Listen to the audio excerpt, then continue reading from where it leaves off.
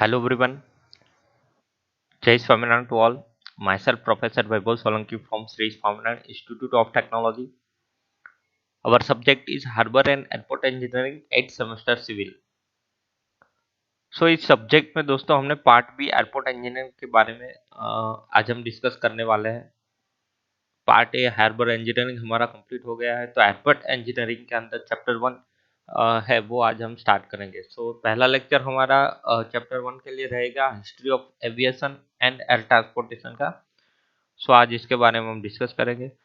सबसे पहले स्टार्ट करते हैं एयरपोर्ट इंजीनियरिंग का जो सिलेबस है, उसमें जो चैप्टर 1 है उसका जो सिलेबस है जीटीयू में, तो उसमें basically history, development, policy of air transport, aircraft, एरोड्रम्स, air transportation authorities, air transportation activities, aircraft and its characteristic, airport classification as per ICAO, इतने कंटेंट दिए हुए हैं। उनमें से सबसे पहले हम बात करने वाले हैं हिस्ट्री ऑफ एविएशन के बारे में। तो एयरपोर्ट के लिए एयरक्राफ्ट की हिस्ट्री के बारे में डिस्कस करें तो हिस्ट्री ऑफ एविएशन क्या है। सबसे पहले बात करें कि व्हाट आर एरोड्रम्स। एरोड्रम्स क्या है? Basically define area on a land or water, including any building, installation and equipment intended to be used either wholly or in a part for the arrival, departure and surface movement of the aircraft। कि aircraft को movement कराने के लिए कोई भी land पे और या तो जमीन पे कोई भी डिफाइंड एरिया, ठीक है, या तो हाफ या तो फुल एरिया, जहाँ पे हम एयरक्राफ्ट को अराइवल और डिपार्चर और उस पे सरफेस मूवमेंट के लिए हम उसको प्रोसेस कर सके, उस एरियाज को हम एरोड्रम्स बोलेंगे। और एयरक्राफ्ट क्या है? सबसे पहले मैं एयरपोर्ट के बारे में बात करूँ तो any aerodromes at which a permanent custom and immigration facilities are provided. और ऐसे एरोड्रम्स जो मैंने आपको समझा है कि वहाँ पे अगर कोई परमानेंट कस्टम फैसिलिटीज हो या इमिग्रेशन की फैसिलिटीज प्रोवाइडेड हो, तो इसको हम क्या बोलेंगे? एयरपोर्ट। ठीक है, तो ये एरोड्रम्स और एयरपोर्ट की सिंपल डेफिनेशन है। First aerodrome was built in UK in 1910। 1910 में जो पहला एरोड्रम है वो यूके में बिल्ट हुआ था। ठीक है, the first modern airport was built in Germany. और जो मॉडर्न एयरपोर्ट है वो जो पहला सबसे पहला वो जर्मनी में बिल्ट हुआ था before the second world war. Second world war के पहले। उसके बाद बात करते हैं इंटरनेशनल सिविल एविएशन ऑर्गेनाइजेशन की। जो एविएशन है, ठीक है, जहाँ पे एयरपोर्ट और एयरक्राफ्ट रिगार्डिंग एक्टिविटीज होती है, तो उस एविएशन में इंटरनेशनल सिविल एविएशन ऑर्गेनाइजेशन जो है वो क्या है? बेसिकली जो एयरपोर्ट है वो इंटरनेशनल एयरपोर्ट, डोमेस्टिक एयरपोर्ट या रीजनल एयरपोर्ट, इन 3 टाइप्स में हम उसको डिवाइड कर सकते हैं। और इसको मेंटेन करने के लिए जो ऑर्गेनाइजेशन है, जो वर्ल्ड वाइड एक सिंगल ऑर्गेनाइजेशन है जिसके थ्रू हम उसको मेंटेन कर सकते हैं, तो वो है इंटरनेशनल सिविल एविएशन ऑर्गेनाइजेशन, जिसको हम शॉर्ट फॉर्म ICAO बुला सकते हैं। ICAO, an agency of the United Nations, codifies the principles and technique of international air navigation and fosters the planning and development of the international air transport to ensure safe and orderly growth। जो international air transportation है उसको कॉडिफाइज, उसके principal और technique को और international navigation को बेहतर बनाने के लिए, उसके प्लानिंग और डेवलपमेंट के लिए, जो हम उसके इंश्योर सेफ्टी और उसके ऑर्डरली ग्रोथ के लिए जो ऑर्गेनाइजेशन बनाया गया है वो है इंटरनेशनल सिविल एविएशन ऑर्गेनाइजेशन। अब बात करते हैं development of air transportation in India. तो इंडिया में किस हिसाब से एयर ट्रांसपोर्टेशन का डेवलपमेंट हुआ है? The first recorded flight in India was performed by Frenchman Henry between Allahabad and Naini. Allahabad and Nainital के बीच में जो पहली फ्लाइट थी जो रिकॉर्ड की गई थी, ठीक है, और वहाँ पे परफॉर्म की गई थी, वो जो रूट था वो है इलाहाबाद और नैनीताल के बीच में, जहाँ से जिसका डिस्टेंस 7 किलोमीटर का था, और 1911 में उसको पहली बार परफॉर्म किया गया था फ्रेंचमैन हेनरी के द्वारा। In the same year sir George undertook the organization of air flying between the Bombay and Karachi। कि वही वही साल में जॉर्ज ने जो एक ऑर्गेनाइजेशन बनाया था, organisation of air flying in between Bombay और कराची के बीच में। So the air service between these two cities was purely temporary, was taken as a government venture। In 1927 British government established civil aviation department, and this organization helped in building up to or breeding up of a few aerodromes and bringing up of some flying club। कि सबसे पहले 1927 में British government में civil aviation department establish किया, जिन्होंने और जिसकी मदद से हमें कुछ एरोड्रम्स को ब्रिंगिंग अप करने का और फ्लाइंग क्लब को बनाने का मौका मिला। Regular weekly air flight service started in 1929, और उसके बाद सबसे पहले जो रेगुलर और वीकेंड में जो flight service air flight service जो स्टार्ट हुई थी वो 1929 में दिल्ली और कराची के बीच में हुई थी। और जो सर्विस थी उसको हम इंपीरियल एयरवेज सर्विस बोलते हैं। इंपीरियल एयरवेज सर्विस के थ्रू दिल्ली और कराची के बीच में 1929 में सबसे पहली बार regular weekly air flight service start हुई थी।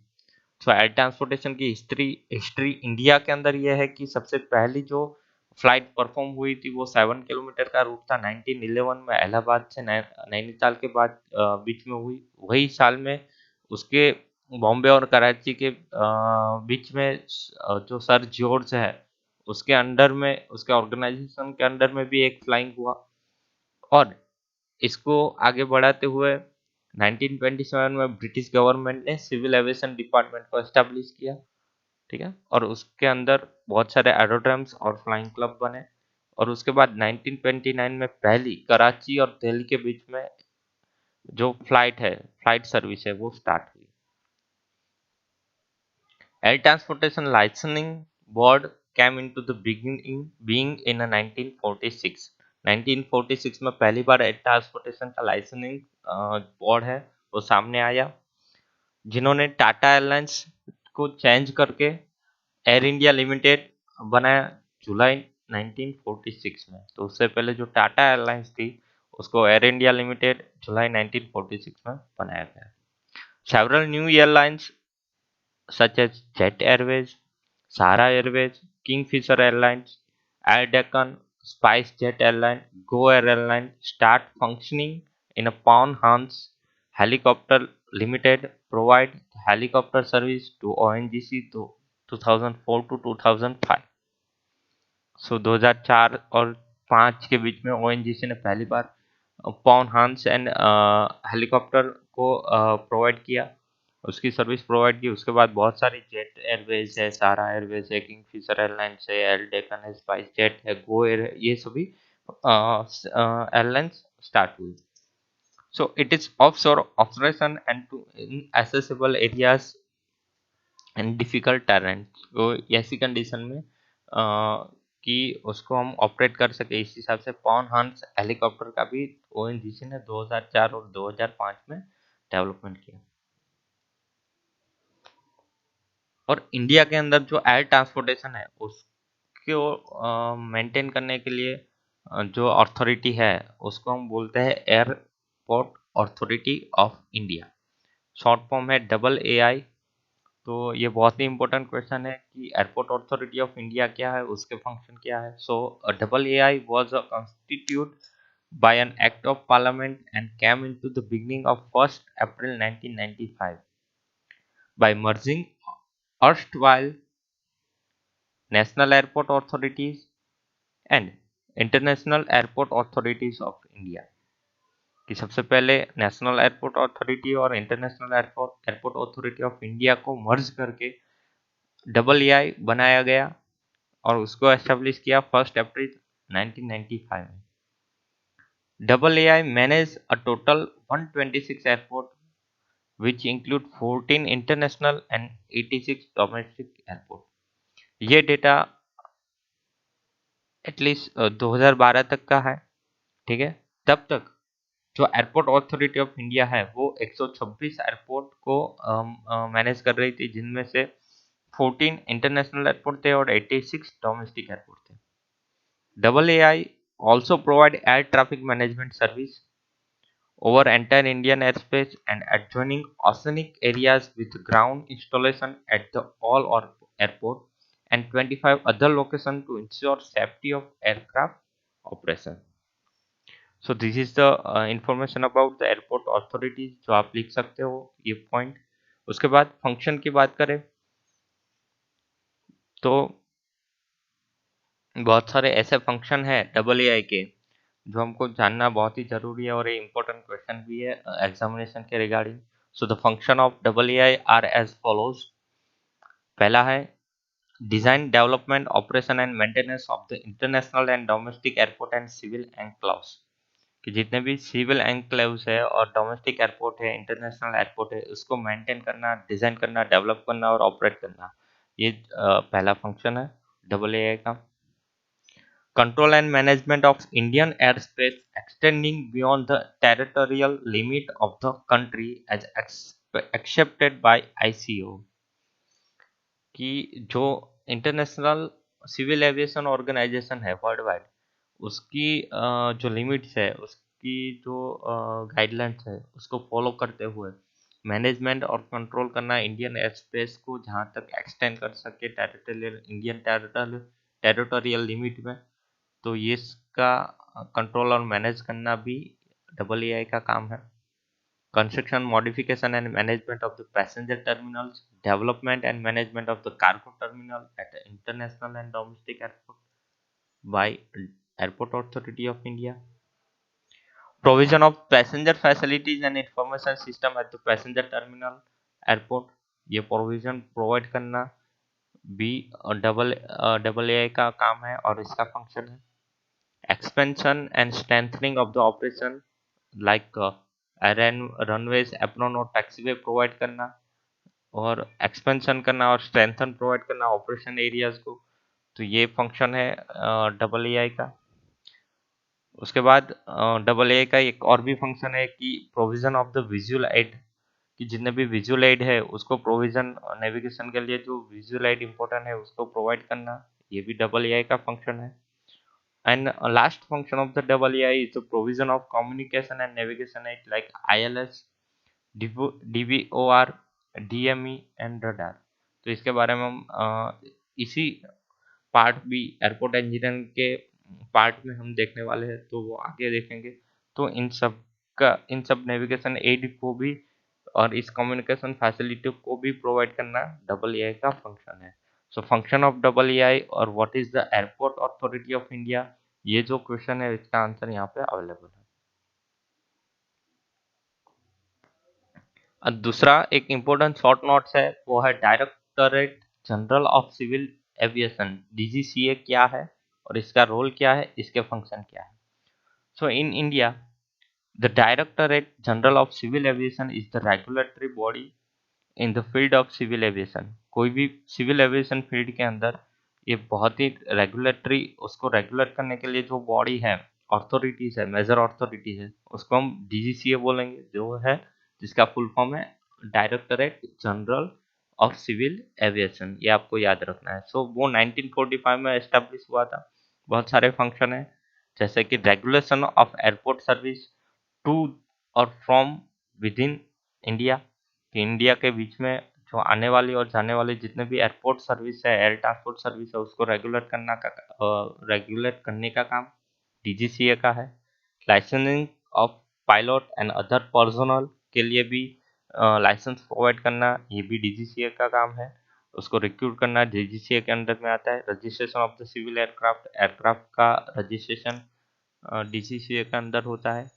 Licence of aerodromes and air carriers, coordination of the network और coordination of the work related to ICO, वो भी DGCA के अंडर में होता है। Investigation of the incidents, approval of the tariffs and schedules, supervision of the training activities of flying and gliding clubs, monitoring of the flight crew standard, development of the flight aircraft, gliders and winch, type of certification of the aircraft, and laying down airworthiness of the aircraft। ये सभी चीजें और ये सभी function directorate general of civil aviation के under में होते हैं। तो उसको सुपरवाइज करना, मॉनिटर करना, इन्वेस्टिगेट करना, अप्रूवल करना, रजिस्ट्रेशन करना, लाइसेंस प्रोवाइड करना, ठीक है, ये सभी चीज़ें, सर्टिफिकेशन और development of the light aircraft, ये सभी चीज़ें और उसका रेगुलेशन DGCA के अंदर में होता है। तो इसके बारे में आप शॉर्ट नोट्स यहाँ से लिख सकते हो। और लास्ट और not the list, international and domestic airport in India बहुत ही इंपॉर्टेंट है कि कितने इंटरनेशनल और डोमेस्टिक एयरपोर्ट है इंडिया में। ऑलरेडी एक लाइन हमने आपको AA के बारे में जब मैं बता रहा था तब बता दी, फिर से ये रिवाइज करता हूँ कि airport of authority of India manage 126 airport which include 14 international airport and 86 domestic airport. और दोस्तों ये जो सोर्स है, ये जो डेटा कलेक्शन है वो अप टू अक्टूबर 2012 तक का है। सो 2012 तक डोमेस्टिक और इंटरनेशनल एयरपोर्ट को मिला के टोटल 126 एयरपोर्ट मैनेज किए जाते थे AA के अंडर में, ठीक है।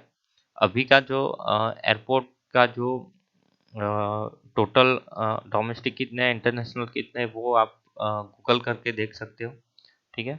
तो यहाँ पे अप टू 2012 तक का आप डेटा अगर एग्जामिनेशन में लिखना है तो आपको इंटरनेशनल और डोमेस्टिक एयरपोर्ट के बारे में ये लिखना रहेगा। सो टोटल इंटरनेशनल एयरपोर्ट कितने हैं और कहाँ पे है, तो टोटल 14 इंटरनेशनल एयरपोर्ट में से पहला न्यू दिल्ली, दूसरा अमृतसर, तीसरा अहमदाबाद, चौथा मुंबई, पांचवा गोवा और जहाँ यानी कि पणजी में, छठा पुणे में, 7 कोचीन, 8 त्रिवेंद्रम, 9 चेन्नई, 10वां बेंगलोर, 11वां हैदराबाद, 12वां कोलकाता, 13वां गुवाहाटी और 14वां जयपुर में है। तो ऐसे टोटल 14 इंटरनेशनल एयरपोर्ट इंडियाज में है जो इन शहरों में, इन मेजर सिटीज में अवेलेबल है। इन अक्टूबर 2012 the union cabinet approve the granting the international airport granting the international airport status to the following 5 airport. उसके बाद यूनियन कैबिनेट ने 2012 के बाद भी 5 एयरपोर्ट को अप्रूव किया था इंटरनेशनल एयरपोर्ट के लिए, जिसमें से लखनऊ, वाराणसी, मैंगलोर, तिरुचिरापल्ली एंड कोयम्बतूर, ये 5 एयरपोर्ट थे। तो ठीक है, तो 14 इंटरनेशनल एयरपोर्ट 2012 से पहले इंटरनेशनल थे, उसके बाद 5 को ऐड किया था, इस हिसाब से 19 इंटरनेशनल एयरपोर्ट है और 86 डोमेस्टिक एयरपोर्ट है। तो ये यहाँ पे डोमेस्टिक और इंटरनेशनल का अभी 2020-2021 के हिसाब से वो आप गूगल में वो देख सकते हो कितने हैं, ठीक है। तो दोस्तों हमारा आज का जो कंटेंट था हिस्ट्री ऑफ एविएशन और एयर ट्रांसपोर्टेशन, उसका डेवलपमेंट और किस हिसाब से इंडियाज में उसका डेवलपमेंट हुआ है, कौन कौन सी अथॉरिटीज़ है, ठीक है, इन सभी के बारे में यहाँ पे हमने डिस्कस किया। यहाँ पे हमारा लेक्चर कंप्लीट हो रहा है। Thank you.